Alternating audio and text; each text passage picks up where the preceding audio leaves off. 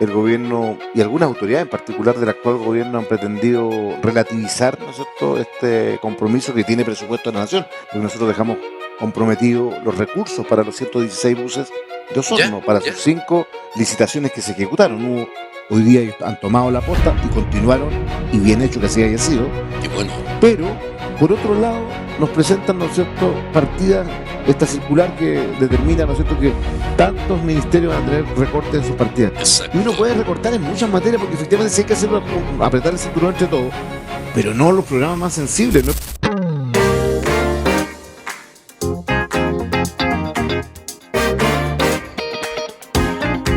Hola amigos, ¿cómo están? Qué gusto saludarlos. En 25.1 Teviret Osorno conversamos. Una conversación amena, bueno, ustedes ya lo ven en pantalla. Siempre hemos conversado con la autoridad del Senado que tenemos aquí en la región de los lagos. Fidel Espinosa, ¿cómo está? Qué gusto tenerlo nuevamente acá en los estudios, nuevos estudios de Tevinet. Sí, muchas gracias por la posibilidad de conversar con todos los televidentes de INET Televisión, para Osorno, para su provincia, pero también para toda la región de los lagos. Así que gustoso poder conversar los temas que consideren importantes. Qué bueno. Oiga, a ver. Guerra. Ya sabemos quién buscó la guerra en Medio Oriente. Sabemos quién tiró la primera piedra, todo eso. Pero eso afecta también, según las autoridades de gobierno, a todas estas alzas que han venido del petróleo, todo eso. Pero, cosa curiosa, nosotros no compramos petróleo en Medio Oriente. Lo compramos acá en América, Argentina, Ecuador Ecuador, si no me equivoco, o Colombia, y sería, pues. ¿Y cómo nos afecta eso? Nos ha afectado montones. ¿A qué viene esto? Uno de los logros, y personalmente, en ese tiempo con la exdelegada presidencial Claudia Pailalef, hicimos un recorrido en los buses que llegaron nuevos de electromovilidad, eléctrico, no a petróleo. Oiga, todo espectacular. ¿Y qué ha pasado ahora desde el 11 de marzo para adelante? A ver, lo que hubo fue una prueba, tengo entendido. No sé Sí. lo que iban a hacer los buses eléctricos. El gobierno, si bien no lo ha ratificado ni desmentido, el gobierno y algunas autoridades en particular del actual gobierno han pretendido relativizar, ¿no es cierto?, este compromiso que tiene presupuesto de la nación, porque nosotros dejamos comprometidos los recursos para los 116 buses de Osorno, para sus 5 licitaciones que se ejecutaron. Hubo 5 procesos licitatorios, de los cuales 4 fueron adjudicados. El único proceso licitatorio que tuvo una falla fue los 15 buses diésel de Ovejería. Ya. Pero, ¿qué es lo que dice la norma? Que allí, si quedase desierto ese tramo de Ovejería, se lo adjudica el operador que está en el territorio anexo más cercano. En este caso sería Ragüe Alto. Entonces, ¿qué ha pasado? Por eso yo la semana pasada salí con mucha firmeza. Ustedes ahí en ENET lo sacaron. Usted está fuera del canal, pero lo sacaron porque de verdad que me comencé a preocupar muchísimo, porque empezaron a haber voces muy fuertes que decían que el gobierno quería echar abajo el proyecto de electromovilidad en Osorno, y nosotros consideramos que eso no lo podemos permitir. Es un logro de Osorno, lo dijimos en el gobierno anterior del presidente Boric. Hubo un ejercicio del gobierno anterior porque haya igualdad territorial, y por eso electromovilidad quedó acá y no quedó en Puerto Montt, porque Puerto Montt tenía otros. Yo lo conversé contigo muchas veces, te dije, Puerto Montt va a tener en el futuro el oncológico, el hospital. Claro. Regresó el tren de Yanquihue a Puerto Montt, que ha sido un éxito. El regreso del tren, que algunos criticaban, decían que iba a ser un fracaso, ha sido buenísimo, ha tenido una afluencia de público muy, pero muy importante, de traslado, no solo de estudiantes, sino que por sobre todo trabajadores, desde Puerto Montt, pasando por Puerto Varas, Alerce, hasta llegar a, desde Yanquihue pasando por Puerto Varas, Alerce, para llegar a Puerto Montt. Entonces, y Chiloé, ¿para qué decir? Nosotros la doble vía Chiloé, que era que es una necesidad imperiosa de que tengamos una doble vía que conecte, ¿no es cierto?, el Chacao con Chonchi. Así que por lo tanto, electromovilidad para Osorno fue la gran obra comprometida por el presidente Boric, que nosotros dejamos como parlamentarios aprobado en el presupuesto de la nación. O sea, la plata está. La plata está, o sea, no pueden decir que ahora van a hacer un reajuste presupuestario sobre la electromovilidad de Osorno, porque eso fue lo que, cuando yo saqué esta declaración se me acercó el ministro Alvarado a hablar conmigo, Claudio Alvarado, para decirme que chuta, no, porque lo que pasa es que en este proceso licitatorio tuvo algunas observaciones menores de Contraloría, y esas observaciones son subsanables, y a nosotros nos llegó el rumor, pero dicho esto por operadores, de que algunas autoridades dijeron que tenían 4 años para responder la observación. Eso quiere decir es querer echar abajo un proyecto y por eso nosotros no lo podemos permitir. Y aquí el llamado que hago a todos los parlamentarios de Osorno, de derecha, de izquierda, de centro, incluso ahora los republicanos, que aquí tenemos que unirnos para defender un logro que fue de Osorno, que lo construimos junto con la Unión Comunal de Juntas de Vecinos, que antes presidía la señora Liana Catrilef y hoy día preside don Marco, que logramos junto con el exalcalde Meterio Carrillo, pero que hoy día tiene que tener continuidad con el alcalde Bertín.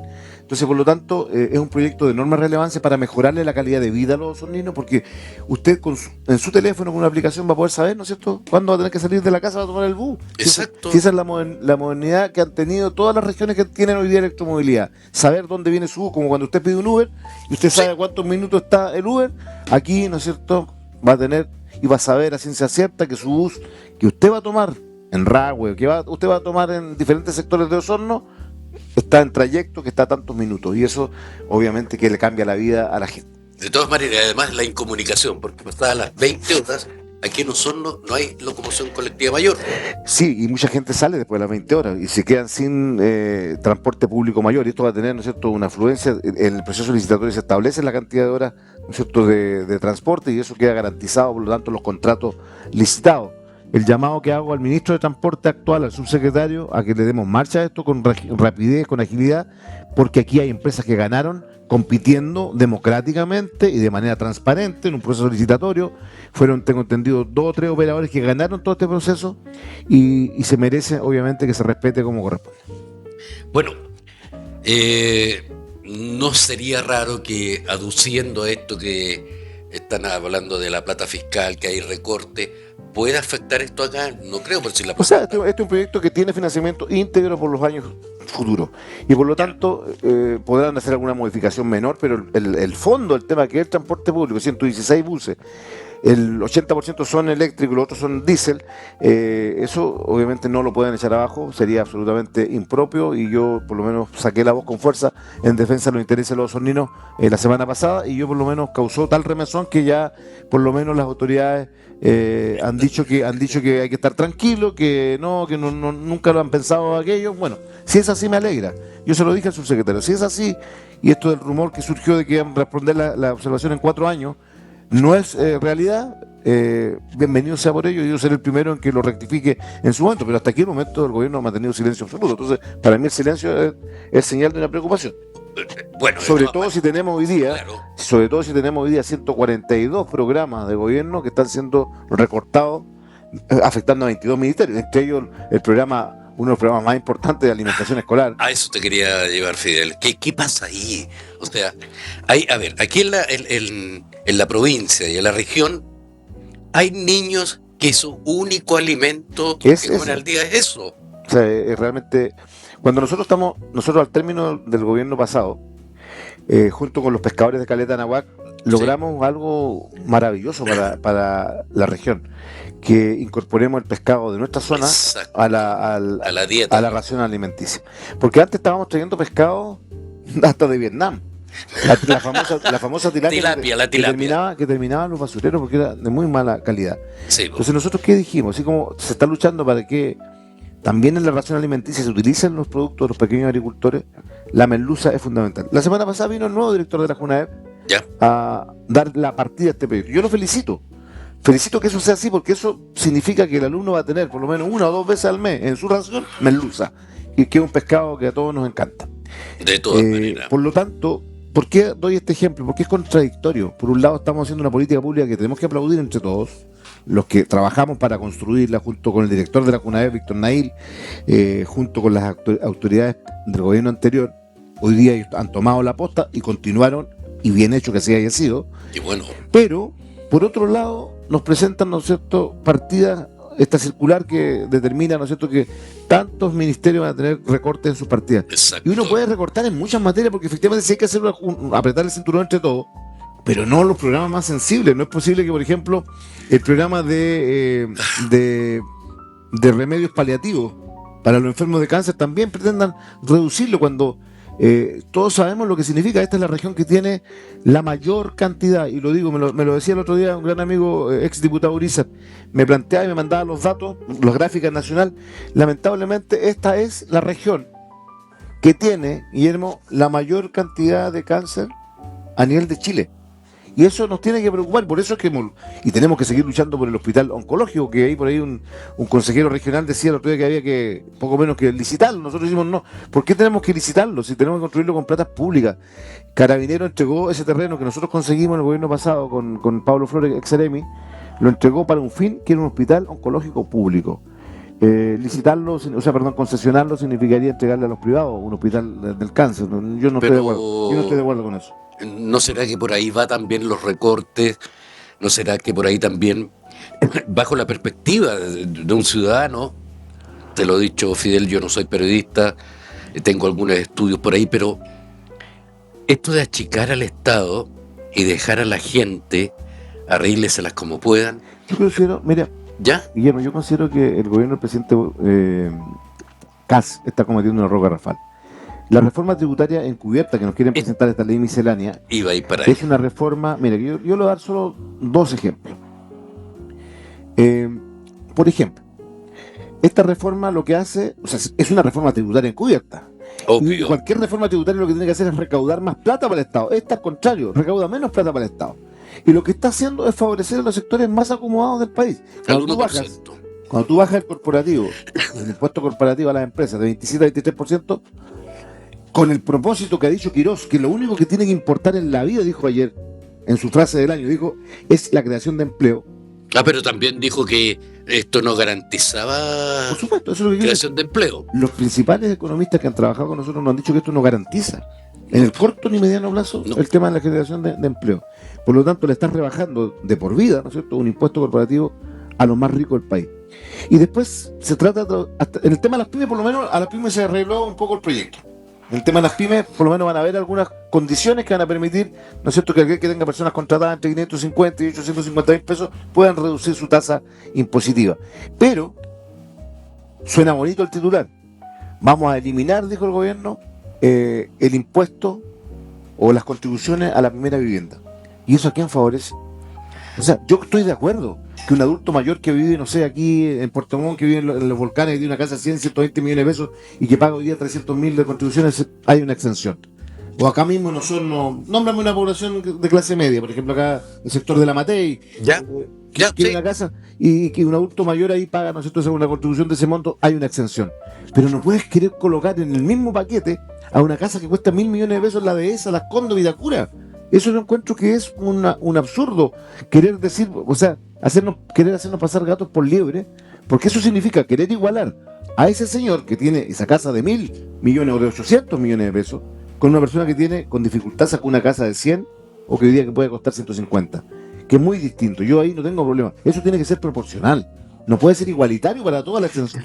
Bueno, a todo esto también con eso, Fidel. Porque las contribuciones llegan a los municipios. A eso iba yo. Obvio. A eso iba yo. Y las contribuciones no van a un saco roto, las contribuciones son para hacer otras cosas que los municipios hacen para atender a sus ciudadanos. Pucha, ¿a quién no le gustaría no pagar contribuciones? Bueno, yo lo que escuchaba a Francisco Vidal, comentarista de Radio El Conquistador, hacer el respeto de... Oye, a mí me van a regalar 1 millón de pesos, yo que gano más de 3 millones de pesos. Longueira, que no es un referente en absoluto, muy por el contrario, si fui muy crítico de él, sacó una carta en el Mercurio diciendo que esto era un absurdo, que era favorecer a los más ricos. Porque en definitiva, si tú vas a las cifras, porque, repito, suena bonito el titular, primera vivienda adulto mayor. Sí. Primera cosa que hay que tener claro, el 75%, querido televidente, el 75% de los adultos mayores no pagan contribución. No pagan. Vamos al 25%. Si tú te vas a una comuna como Vitacura, Las Condes, la dehesa, esta iniciativa del presidente Kast va a favorecer al 98% de los adultos mayores de esa comuna. Sí. Pero si nos vamos a La Pintana, nos vamos a Estación Central, al 4%. Entonces, las cosas están más que claras.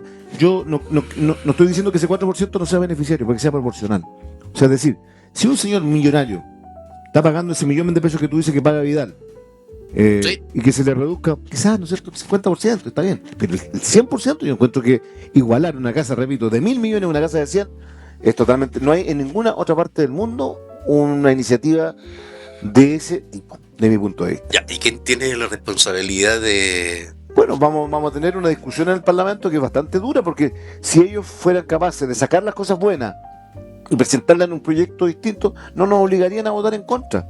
Hoy día nos están obligando a votar en contra de la idea de legislar, cuando yo también considero que dentro de ese proyecto misceláneo hay cosas buenas. Indudable. Pero es tanta la cantidad de cosas negativas que tiene que nos obligan a legislar en contra. Nosotros, ¿qué le hemos dicho al gobierno? Saquen las cosas de las pymes, por ejemplo, hagan un proyecto para las pymes. ¿Y por qué no? Lo votamos aparte y lo votamos a favor para favorecer a todas las pymes. Exacto. Y no nos obliguen nosotros a tener que votar en contra, porque en el resto del proyecto, repito, es un proyecto que nos provoca serias dudas. Yo no estoy de acuerdo con aquellos que han planteado del tema de la constitucionalidad, que van a presentar un requerimiento al Tribunal Constitucional. Yo creo que el tema es de otro tipo. Este proyecto beneficia a los más ricos, recauda menos y obviamente va a significar un déficit en el PIB de casi un 2%, con una cifra de casi más de 4.000 millones de dólares de pérdida para el Estado, que hoy día la están tratando de compensar justamente con estos recortes que están haciendo en los 22 ministerios que hemos hablado. ¿Cuál es el fin de un estadista? ¿Obtener rentabilidad o bienestar de la gente? Bueno, ese es el tema, porque tú puedes decir que este es un proyecto que lo que busca es crecimiento, que lo que busca empleo, como dijo Quirós, pero por otro lado, primero lo que tú decías recién, no lo garantiza en absoluto, y lo otro también es bienestar. O sea, no es posible. Yo, por ejemplo, estuve en Palena el fin de semana pasado completo, recorriendo sábado, domingo y lunes de la semana pasada Palena, y un recorte presupuestario como el que se está aplicando a todo el país, a todos los ministerios, no es lo mismo cuando se aplica en Puerto Montt, en el Maule, en Antofagasta. Hay una figura cuando se aplica en la zona extrema. Porque ¿sabes qué pasa? Gualeguay. Siempre me acuerdo de Gualeguay. Palena Futa, yo estuve en Palena, Futaleufú, Gualeguay y Chaitén. Y los reclamos eran que le están reduciendo los programas de salud mental, por ejemplo. Sí, pues la alcaldesa de Gualeguay. Clarito, ¿no? También lo tuvimos en 25.1 Informa. Las declaraciones del alcaldesa van a hacer desaparecer programas que son vitales allá, porque allá hay mucho problema de salud mental, hay mucho tema de violencia intrafamiliar, hay mucho tema de alcoholismo, de droga. Entonces, obviamente que un programa de ese tipo que atienda a 2.000 personas de una persona extrema, si tú le sacas y le recortas, por eso yo digo, en Puerto Montt, no estoy diciendo que no afecte, pero en Puerto Montt hay más de un profesional que puede atender. Allá hay uno solo, en esa área. ¿Me entiendes? Entonces, por lo tanto, tampoco pueden ser proporcionales los recortes para todos los territorios. El tema del gas no sirve de la misma manera, el que no se apoye de buena manera, porque allá el gas es el elemento, junto con la leña, vitales para vivir. Y está a precios, yo estuve en los servicentros, estaba casi 2.000 pesos el litro de combustible, y la gente, ¿no es cierto?, ya está sintiendo que en el precio de los abarrotes, de los alimentos del día que hacer, todos lo estamos notando. Por supuesto. Hay un incremento tremendo. Encarece todos los sistemas de distribución y todo eso. Ahora, con la salud, yo pienso mal y muchas veces acierto. ¿No será que van a achicar FONASA en pos de la salud privada, activos privados? Bueno, pero para eso, mira, una cosa que la gente tiene que tener claridad. Si quieren poner más exigencia para la gratuidad, porque están diciendo, ¿sabe qué? Gratuidad, más de 30 años no. Es no conocer Chile. Porque hubo muchos jóvenes que no pudieron estudiar antes, cuando salieron de cuarto medio, y tuvieron que ponerse a trabajar de inmediato. ¿Por qué a ese joven le van a cortar la posibilidad, si nunca ha tenido acceso a la gratuidad, a tener la gratuidad? Le tienen ganas a la gratuidad. Tienen ganas de tocarla. Me lo dijo Kass, el senador, ex senador Kass, en la Comisión de Educación dijo que la gratuidad era la peor política pública que habíamos hecho nosotros como ex nueva mayoría. Yo le dije que era no conocer Chile. O sea, yo cuando ando en el campo me dicen, don Fidel, mi hijo estudió medicina, estudió para derecho, es ingeniero, porque gracias a la gratuidad no hubiera perdido la posibilidad. Pero entonces, decir que la peor política pública es no entender Chile. Ellos viven en otro mundo. Decir el otro día con lo que pasó en Sin Filtro, no sé si tú lo viste. Tuve una discusión ahí con Alex Kaiser, que es el hermano del señor Kaiser, el ex diputado. Y me decía que yo era un romanticista, un ilusionista no dijo ilusionista, sentimentalista, porque yo dije que no íbamos a permitir que aumenten la edad de jubilar como algunos quieren en la ultraderecha. Llegar de 65 los hombres a 70 la jubilación y de 60 a 65 la mujer. Y yo le dije, ¿por qué? Porque conozco mi región y sé que un trabajador acá en el campo que le ha entregado los pulmones a su empleador llega enfermo a los 65, llega ya con complejidades, quiere jubilar. aunque jubilan muchas veces mal, ¿cierto? Pero quieren también tener un descanso. Un trabajador de una salmonera, de una pesquera, un trabajador de la construcción. No es lo mismo que alguien que hace labores de oficina, con todo el respeto que me merecen los que hacen una muy buena función en la oficina, pero también eso influye en la salud de la... Y ellos dicen, no, que es romanticismo o sentimentalismo eso. Pero ahí sí recibí un respaldo ciudadano muy grande. Fíjate que nunca que había oído ese programa, que es un programa que es más de derecha que de izquierda. Nunca había recibido más apoyo que en esa discusión que tuvo con Axel Kaiser, Bueno, porque también la gente igual entiende que eso no puede ocurrir. somos jóvenes para jubilar a los 70 años, pero perdonar a criminales que ya tengan más de 70 años ya son viejitos. O sea, ¿en qué quedamos? Mira, por supuesto, ahí hay una contradicción. Yo tengo la buena noticia de decir para todas las familias de familiares de presos políticos, Ya. de derechos humanos, que el propio ministro Rabat ha dicho en la Comisión de Derechos Humanos, que me honro en integrar, que el gobierno no le va a poner tramitación a ese proyecto, que van a permitir que continúe su trámite en el Parlamento. Yo te quiero contar que ese proyecto ya recibió 500 indicaciones, por lo tanto su trámite legislativo es prácticamente imposible de poder Inviable. ejecutarlo, inviable, es claramente. Así que tranquilidad, pero por otro lado también el gobierno, el mismo ministro Rabat ha sido cuestionado porque en las causas actuales que se llevan contra violadores de derechos humanos no están permitiendo que los abogados sean parte. Y eso es faltar a sus deberes. Nosotros vamos a estar muy atentos a eso. Esta comisión que vamos a tener la próxima semana, esta semana tenemos semana territorial, la próxima semana vamos a tener una discusión bien fuerte en la Comisión de Derechos Humanos, porque no vamos a permitir que los abogados sean incitados a no perseverar en las causas contra violadores de derechos humanos. Eso no corresponde.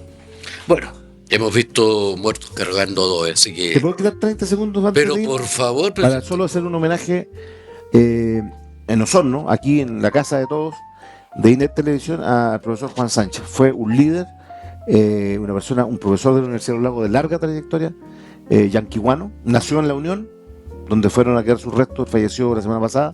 Fue mi profesor, mi mentor, la persona que me guió, que me hizo... Él quería que yo sea académico, ¿eh? Él no quería que yo sea político. Estuvimos ahí. Cuando me fui a la política estuvo 2 años sin hablarme, pero después comprendió que era mi pasión y me ayudó. Me ayudó en los planes de desarrollo comunal, me ayudó a que el CFT de Yanquihue ganara el concurso y hizo un proyecto maravilloso, el profesor Sánchez. Un saludo a su familia, a sus hijos, tiene 4 hijos maravillosos, y tuvo una despedida muy emotiva. Saludar a todos los alumnos que fueron formados por él. Era un profesor tremendamente estricto. Él me decía que el 7 no existía, yo era su ayudante. Ya. Entonces yo muchas veces me tenía mala porque yo, de una u otra manera, el 5 para mí era un 7, porque él me enseñó a ser tremendamente estricto para corregir. Me decía que un profesor no podía tener falta ortográfica, entonces me hacía corregir a mis alumnos, Ya. marcar cada falta ortográfica. Sí. Y una vez uno me reclamó y me dijo que yo estaba violentando con las marcas. Yo le dije, tú no puedes ser profesor si es que no logras superar esto, porque no puedes escribir hoy sin H, porque un día lo vas a escribir en la pizarra y esos alumnos se van a reír de ti. Claro. Y después me lo encontré años después, Ya.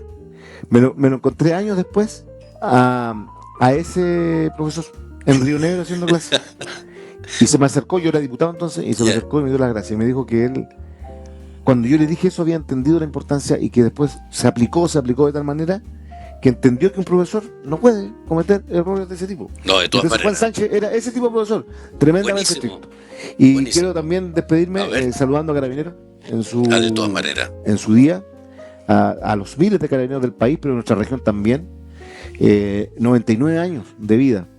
Un homenaje a Javier Figueroa, sin duda, que falleció en acto de servicio en Puerto Vara, que todavía sus criminales que lo asesinaron no han sido aprendidos por la justicia. Esperamos que la investigación que lleva a cabo el Ministerio Público y la Policía de Investigaciones den con el paradero de estos criminales, porque la labor de un carabinero que estaba culminando su día a las 6 de la mañana, Sí. le pegaron un balazo, ¿no es cierto?, mientras estaba cumpliendo sus labores. Eso no lo podemos permitir en nuestra sociedad. Tenemos que apoyar a Carabineros en su diario vivir, porque ellos son, tanto como la PDI, como los militares, en la función que hacen en la zona del estado de excepción, son gravitantes, ¿no es cierto?, para proteger a nuestro país. Todas las Fuerzas Armadas no podemos visualizarlas como algunos ideológicamente lo dicen por lo que pasó hace 50 años. Son otras generaciones, ellos no tienen nada que ver, ¿no es cierto?, con lo que ocurrió en aquellos años tan terribles que vivió Chile, y por lo tanto yo, que soy hijo de una víctima de violación a los derechos humanos, digo que cambiemos esa mirada que algunos tienen. Hay que apoyar a nuestras instituciones, y por eso el saludo con mucho cariño a los miles de carabineros que nos cuidan en el día a día en la institución.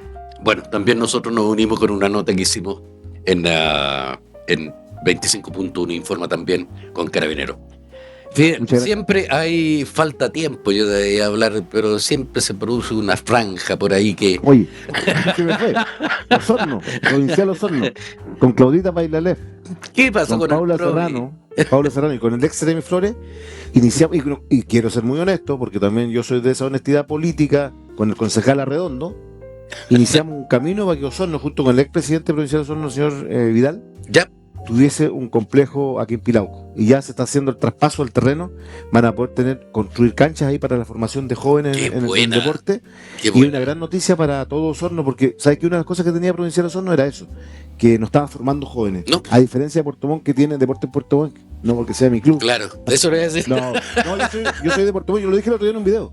Soy fanático de deporte en Puerto Montt, pero siempre voy a apoyar a Provincial Osorno, porque cuando tuvimos los dos equipos en primera o en primera vez compitiendo, eran unos clásicos de los mejores del país.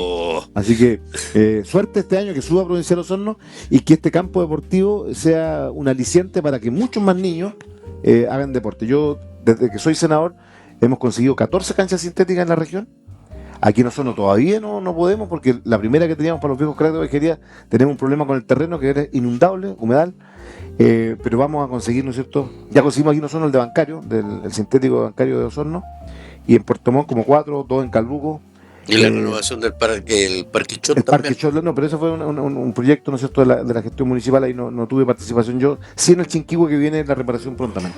Qué buena, y ahí se luce, ¿eh? Un abrazo. Maestro, el Todavía Maradona jugando. de Puerto Montt, ahí está. El senador del gol. Chao. Un Oye, abrazo grande. muchas gracias, Fidel. esté muy Y con bien. ustedes, amigos, Saludos a todos. volvemos a conversar en 25.1 en algún momento. Chao, que estén muy bien. Gracias.